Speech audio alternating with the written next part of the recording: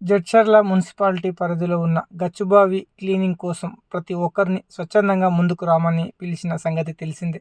ఇందులో భాగంగా సామాజిక మాధ్యమాల ద్వారా విషయం తెలుసుకున్న మాజీ మంత్రి లక్ష్మారెడ్డి గచ్చుబావి దగ్గరికి వచ్చి కాసేపు శ్రమదానం చేశారు.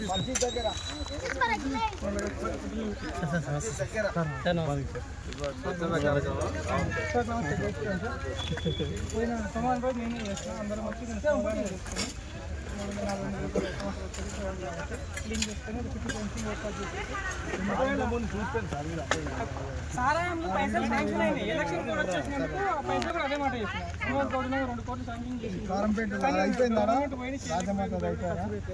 ఇప్పుడు కూడా కాన్సెప్ట్ ఏంటంటే చేసుకొని కష్టపడి చౌడి దగ్గర తీసే మీటింగ్ లేదు, ఇక్కడ పెట్టుకుంటే క్లీన్ ఉంటుంది, క్లారిటీ ఉంటుంది. సార్ ఏ మీటింగ్ మీరు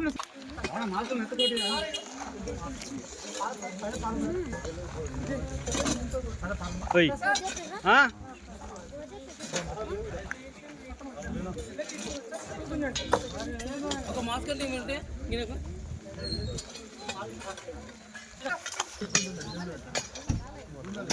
రా భరత్ ఇట్రా.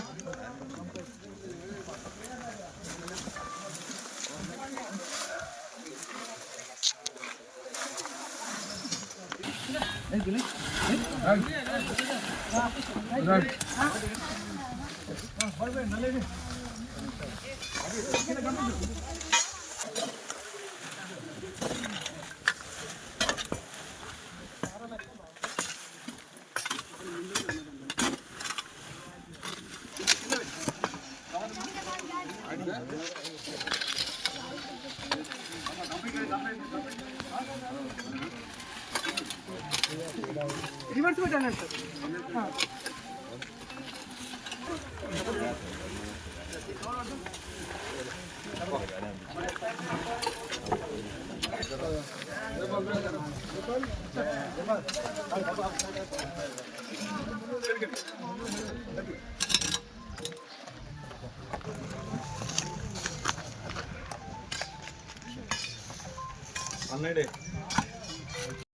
మున్సిపాలిటీ పరిధిలో ఉన్న గచ్చుబావి క్లీనింగ్ కోసం పోయిన సోమవారం రోజు జడ్చర్ల ప్రజలకు స్వచ్ఛందంగా రండి అని విజ్ఞప్తి చేసిన దానికి చాలా మంది వరకు కలిసి వచ్చారు. అయితే ఆదివారం ఒక టీము, సోమవారం ఒక టీము, మంగళవారం ఒక టీము, అట్లా ఇది బావి మొత్తం క్లీన్ అయ్యేంత వరకు అందరి సహకారం ఉండాలని చెప్పేసి ఇది సోషల్ మీడియాలో చూసిన మాజీ ఎమ్మెల్యే లక్ష్మారెడ్డి గారు ఇక్కడ మన దగ్గరికి వచ్చారు. గచ్చిబావి గురించి వాళ్ళ బీఆర్ఎస్ అన్ని టీములు ఒక్కొక్క రోజు ఒక బాధ్యత తీసుకుని వచ్చి దీన్ని సుందరీకరణలో భాగం కావాలని ఈ సందర్భంగా సార్ని మాట్లాడాలని రిక్వెస్ట్ చేస్తున్నాం. కావరంపేట్ గచ్చిబావిని ఈ ప్రాంత యువకులు, స్వచ్ఛంద సంస్థలు, ముఖ్యంగా జేసీఎల్ ఆధ్వర్యంలో పిలుపునిచ్చి స్వచ్ఛందంగా ఈ బావిని క్లీన్ చేయడానికి పూనుకోవడం జరిగింది. వారికి మనస్ఫూర్తి అభినందన తెలియజేస్తా ఉన్నాను. ఇదే రకంగా ఈ ప్రాంతానికి చెందిన వాళ్ళు కావచ్చు, చుట్టుపక్కల ప్రాంతాల వాళ్ళు వచ్చి స్వచ్ఛందంగా ఈ కార్యక్రమం పాల్గొని ఈ స్వచ్ఛందంగా మొత్తం వీటిని క్లీన్ చేసిన తర్వాత దీనికి సంబంధించిన చిన్న చిన్న రిపేర్స్ కానీ ఏదైనా చిన్న చిన్న పనులు ఉంటే నా వంతుగా నేను చేపిస్తాను మీకు మాటిస్తూ దీన్ని పూర్తిగా సహకరిస్తానని.